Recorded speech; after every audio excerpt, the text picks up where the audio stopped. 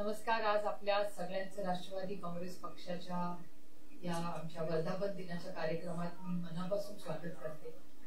25 वर्ष कशी गेली आणि आज एक आनंदाने सगळेच कार्यकर्ते, काल आमची वर्किंग कमिटीची मीटिंग होती, त्याच्यात सविस्तर पुढची 25 आणि 50 वर्ष त्या राज्याची आणि देशाची सेवा करण्यासाठी काय धोरण असावं याची सविस्तर चर्चा झाली.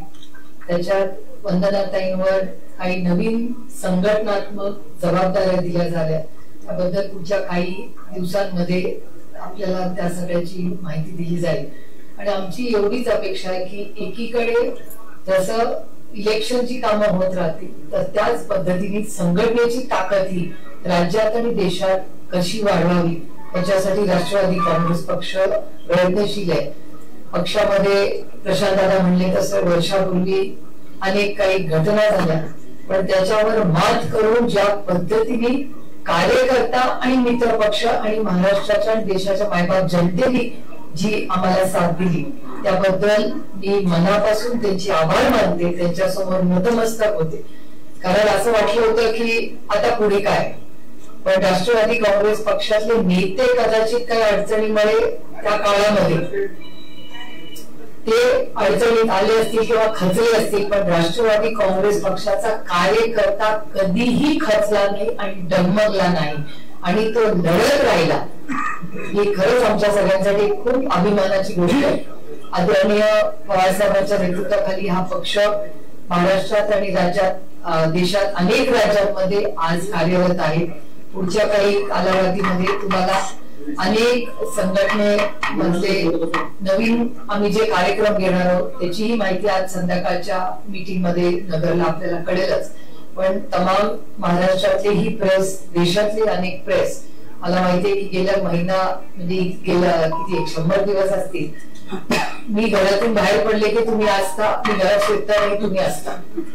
त्यामुळे तुम्ही स्वतःच्या घरी जातात का नाही, घरात तुम्ही पण पावले झाले असं खरंच झालेलं आहे. कारण खरंच या सगळ्याच प्रेसच्या टीमने कधी वाद झाले असतील, कधी कटुता झाली असेल, कधी एकामेकाला आम्ही म्हणले असेल, तुम्ही आम्हाला काय काय म्हणला असाल, पण एक संविधानाच्या चौकटीत राहून आपण सगळ्यांनी जी एकामेकाला साथ दिली आणि या देशामध्ये संविधानानेच हा देश चालेल हे मायबाप जनतेने जो निर्णय घेतलाय त्याच्यामुळे सगळ्यात मोठी ताकद त्या एका मतामध्ये हे या भारताच्या जनतेने सिद्ध करून दाखवलं. तुम्ही धनशक्ती म्हणा, कुठलीही शक्ती म्हणा, त्याला या देशाने नाकारलंय.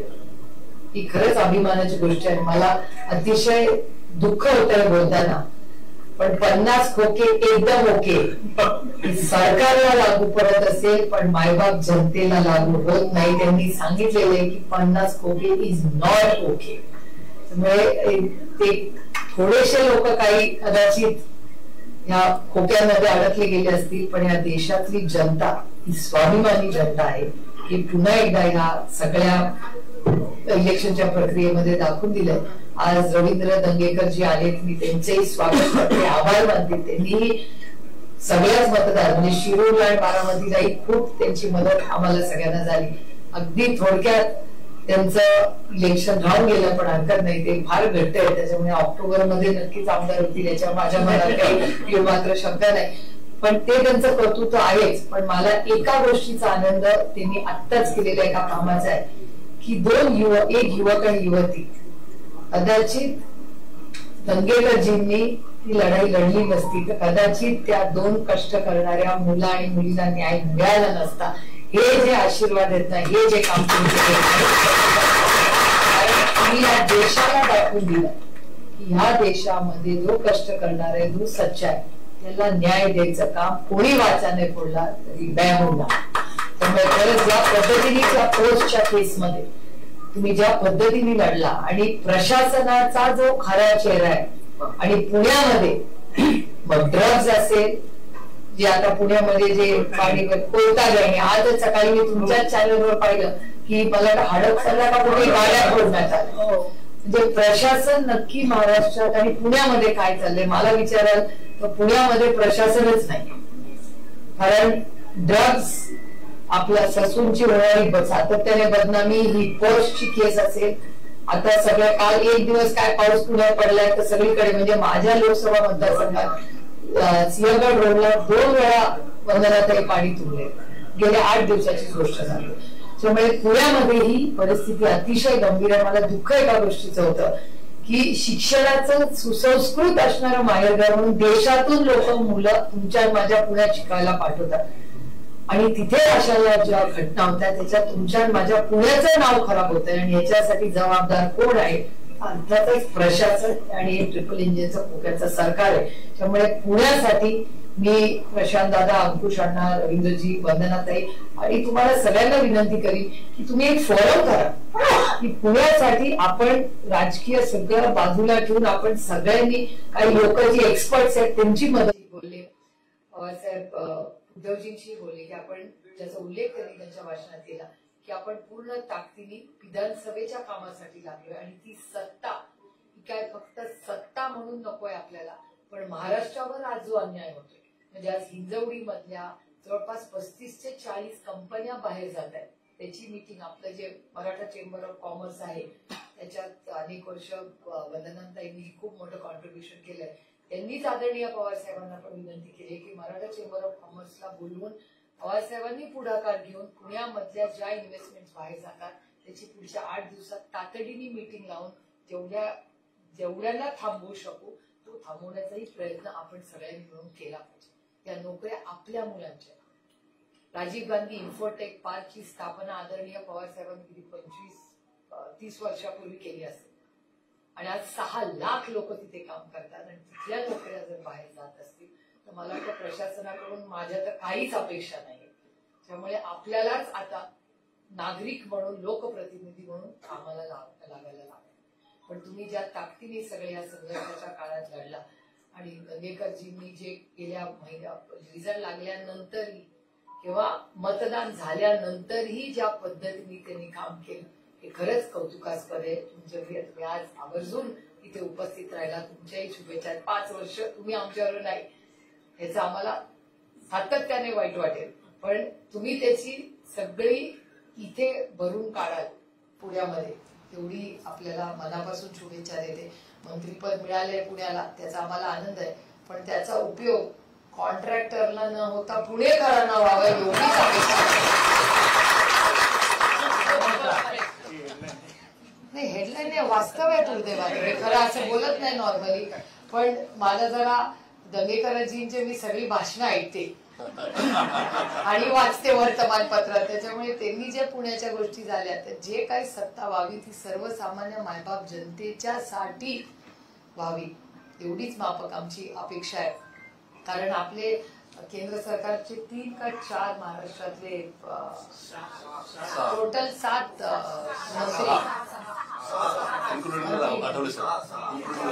मंत्री, 6 मंत्री झाले.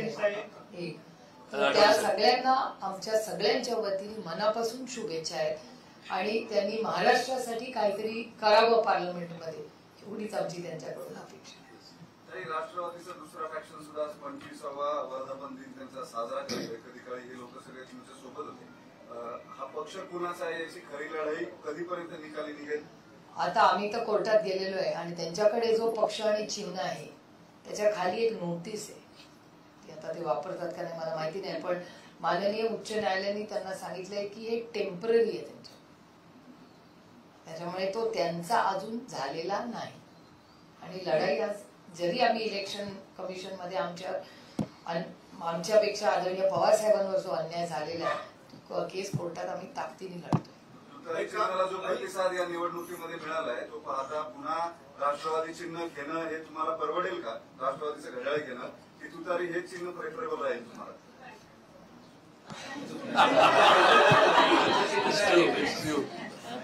आता मी विचार करते की काही गोष्टी स्ट्रॅटेजिक असतात, आणि तुम्हाला माहितीये माझं पोट खूप मोठं आहे, त्याच्यामुळे काही गोष्टी सगळ्याच गोष्टी काही पोटातल्या ओठात आणणं काही काल मंत्रिमंडळाचा शपथविधी झाला, यामध्ये आपण पाहिलं की चिराग पासवानांच्या पक्षासारखा पक्ष असेल किंवा आणखी काही पक्ष आहेत की ज्यांचे 1-1 खासदार निवडून आले किंवा 2 खासदार निवडून आले आणि तरी त्यांना मंत्रिपद मिळालंय. मात्र तुमच्यापासून वेगळी झालेली जी लोक आहेत तर त्यांचाही एक खासदार आहे सुनील तटकरेंच्या स्वरूपात, मात्र त्यांना काही मंत्रिपद मिळालेलं नाही. एक तर दूसरे के घर में मैं क्यों झाकू हा पहिला मुद्दा. पण एक ऑन अ सिरियस नोट, म्हणजे मला खरं तर फारशी टीका करायला कोणाला आवडत नाही, पण एक तुम्हाला एक माहिती म्हणून आपल्याला सांगू इच्छिते की आम्ही अनेक वर्ष काँग्रेस बरोबर एक अलाय म्हणून काम केलेलं, मित्रपक्ष म्हणून. आणि मला आठवतंय काँग्रेस पक्षाचाही मोठेपणा अर्थातच की त्या काळामध्ये जो विश्वास आणि प्रेम डॉक्टर मनमोहन सिंगजींनी आदरणीय पवार साहेबांवर टाकलं.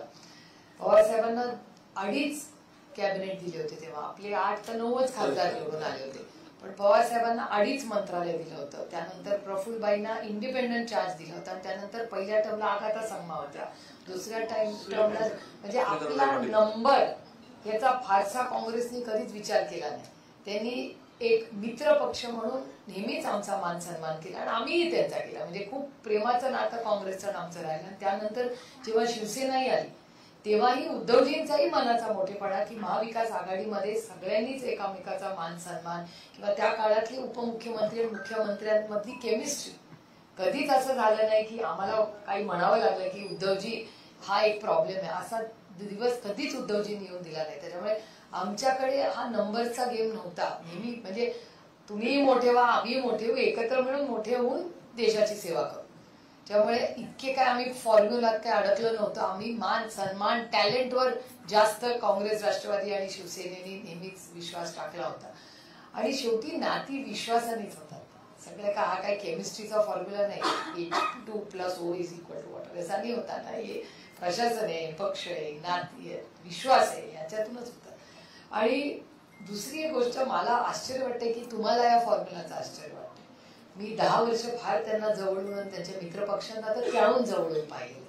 त्याच्यामुळे मला काय आश्चर्य वाटत नाही. ते वन साईज फिट्स ऑल कधीच नसतं. आणि ते मित्रपक्षांना कसे वागवतात हे मी जेवढं पाहिलं तेवढं वंदनाताईंनी जवळून पार्लमेंटमध्ये कानात बऱ्याच गोष्टी ऐकलेल्या आहेत. त्याच्यामुळे ते मित्रपक्षांना कसे वागवतात हे आम्ही फार जवळून पाहिले. तर मला काय आश्चर्य वाटत नाही.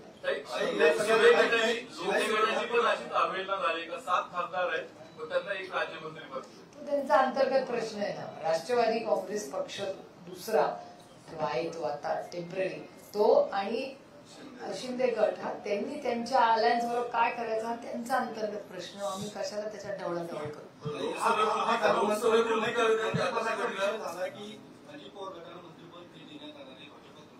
दुसरीकडे पुण्यात ज्या पद्धतीने मुरलीधर मोहोळ यांना मंत्रिपद दिले गेलंय, चर्चा ही पण आहे की अजितदादांच्या खच्चीकरणासाठी भाजपकडून अशा पद्धतीचं राजकारण केलं गेलं. त्यांचा तुम्हाला हा प्रश्न विचारायची इच्छाच होते.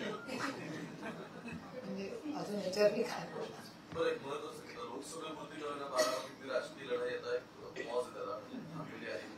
आमच्याकडून ही लढाई अशी कधीच नव्हती. पॉलिटिकल लोकसभेपुरती थांबलेली आहे. पण आता तुम्हाला ऍज अ पॉलिटिशियन म्हणून काय वाटतं, काही कोणते ऑप्शन उपलब्ध आहेत? स्पेशली रोहित पवार एक क्लेम करतात की त्यांना कमळाच्या चिन्हावर लढावं.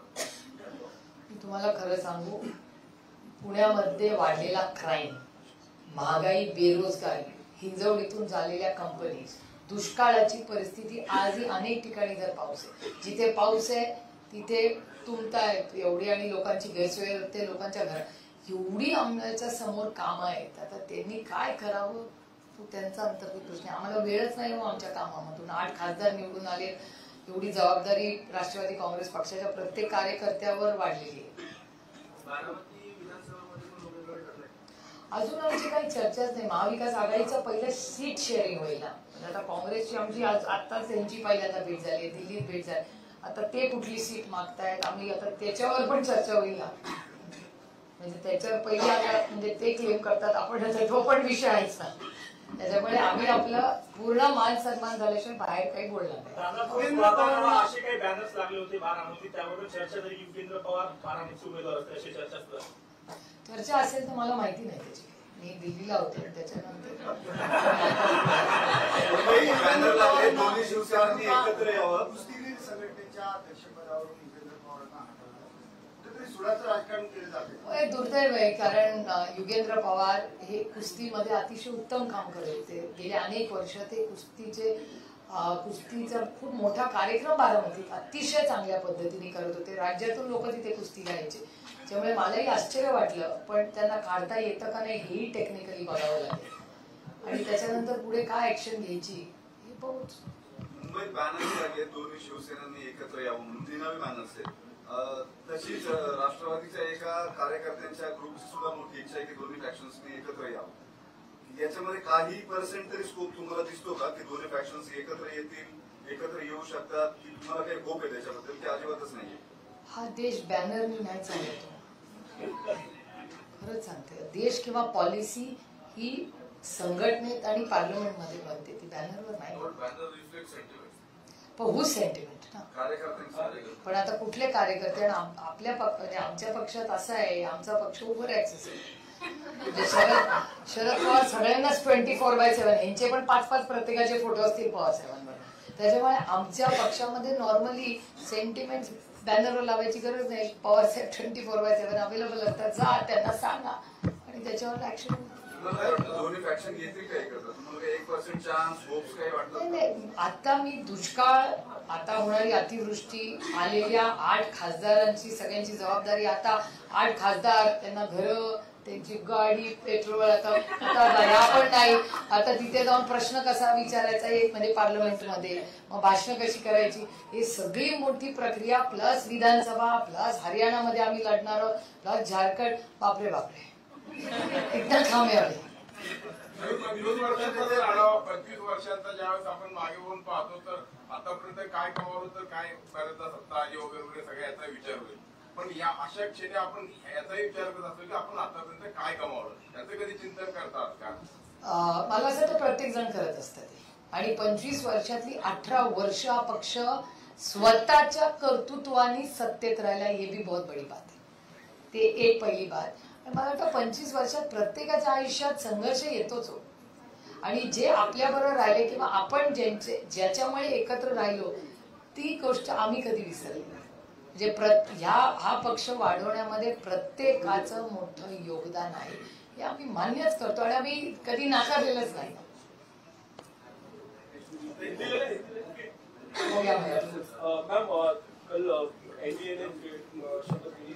पहली कैबिनेट आज है, आपकी क्या उम्मीद है कि पहली कैबिनेट में क्या डिस्कस हो रही है? सरसकट कर्ज माफी, किसानों को रिलीफ मिलना चाहिए, सबसे बड़ी बात.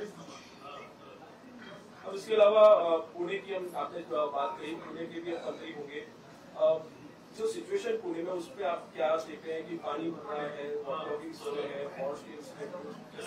तो पूना म्यूनिसिपल कॉर्पोरेशन में 7 साल जिनकी सत्ता है उन्हीं का पाप भोग रहे हम लोग, और क्या है. और जिस तरह से क्राइम पूना में बढ़ रहा है, ड्रग्स बढ़ रहे हैं, कोई बड़ी गाड़ी आके 2 बच्चों को मार करके कहीं जा रही है, उसकी इंक्वायरी नहीं, खून का सैंपल बदली करे. दंगेकर जी से एक बार पूछ लीजिए क्या क्या गलत हो गया पूना में. वो दंगेकर जी ने इतना आगे चला, इसलिए तो उस बच्चों को कुछ तो न्याय मिल रहा है. ऐसा न हो जाए कि रिजल्ट में वो दोनों बच्चे की स्टोरी भूल जाए लोग. लेकिन दंगेकर जी है तो मेरी बहुत सारी अपेक्षा है उनसे कि आगे तक जब तक इन बच्चों को न्याय नहीं मिलता वो लड़ते रहे. लोन लेवल की डिमांड कर रहे हो, लेकिन अभी पिछले 10 साल के अगर आर्थिक चुनौतियां देखें, गवर्नमेंट एक्सपेंडिचर बढ़ चुका है, गवर्नमेंट सेंट्रल गवर्नमेंट के ऊपर लोन बढ़ चुका है, रुपीज की वैल्यू डाउन हो चुकी है. That's what government. No, this is what the government is to work out. At one level, the government in parliament says पैसे की कमी नहीं है हमको. Government has to make up its mind. This is what we talk about policy in parliament. No, इसीलिए हम तो लड़ाई होती है उनसे हमारी. कहते कुछ और है पॉलिसी में और नंबर्स कुछ और ही बताते. The numbers never match their policy commitments. This is why they are a जुमलेबाज सरकार. इसी तो हम लोग उनको जुमला पार्टी कहते हैं.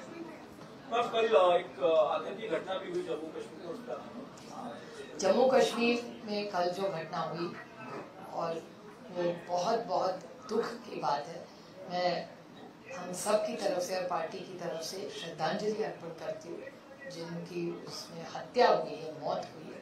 और मेरी बड़ी विनम्रता से केंद्र सरकार से विनती है कि मणिपुर की घटना हो, परसों जो कल उस पर बहुत सारी हमारी पार्टी में भी बहुत सारी चर्चा हुई मणिपुर के बारे में. फिर से क्राइम और जो अटैक्स है मणिपुर में बढ़ रहे हैं. उसके बाद कल जो जम्मू में घटना हुई, 8 लाख लोग आर्मी के, नेवी के सारे इतनी बड़ी टीम आज जम्मू कश्मीर में है। बहुत सारा उन्होंने कश्मीर में कहते हैं कि वैली सब ठीक हो चुकी है, लेकिन ये जो नया एरिया है जहाँ कल अटैक हुआ, उस पूरे इट्स अ क्रॉनिक प्रॉब्लम वहाँ फिर। और ये सब हाईवे के इस पार है, जो दिल्ली के भी पास वाला जाने वाले है, आप ज्योग्राफिकली देखें तो बहुत चिंता की बात है कि यहाँ फिर से ये तीसरी या चौथी घटना हुई है जम्मू के इसी एरिया में जहाँ इतना बड़ा अटैक हुआ।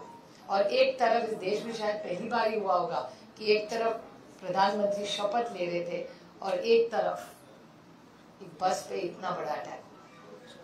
अब एक और इम्पोर्टेंट इशू है कि आप काफी वोकल रहे हैं स्टूडेंट्स को लेकर, नीट के रिजल्ट्स को काफी कंट्रोवर्सी से उसके अराउंड, उसको लेकर आप ये जो आउटसोर्सिंग किया है ना सरकार ने, तब से हर एंट्री एग्जाम, तलाटी की एग्जाम से नीट तक सब जगह गड़बड़ चल रही है। ये बहुत दुख की बात है कि बच्चे बहुत पढ़ाई करके, फैमिलीज बहुत खर्च करके करते हैं और जिस तरह ये एग्जाम्स कैंसिल होती है, नहीं तो उसमें गलतियां होती है, इसमें बच्चों का बहुत नुकसान हो रहा है। और पहले जब सरकार चलाती थी इससे ज्यादा था। आपको याद होगा कि पुलिस की भर्ती में ऐसी क्यों ये मेगा भर्ती कहती थी ये सरकार, कुछ कोई सी भी मेगा भर्ती हुई। तलाटी का भी पेपर में भी कुछ ना कुछ करप्शन हुआ। नहीं, आत्मचिंतन होना चाहिए, बच्चों का नुकसान हो रहा है, ये गलत है। जो सिस्टम ही है, जो पुराना था वही अच्छा था, ऐसे सबको लग रहा है।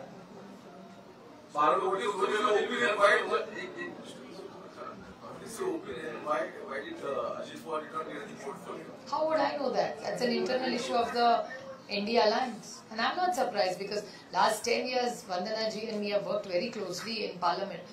We know how they treat their allies. So I'm not surprised at all by this.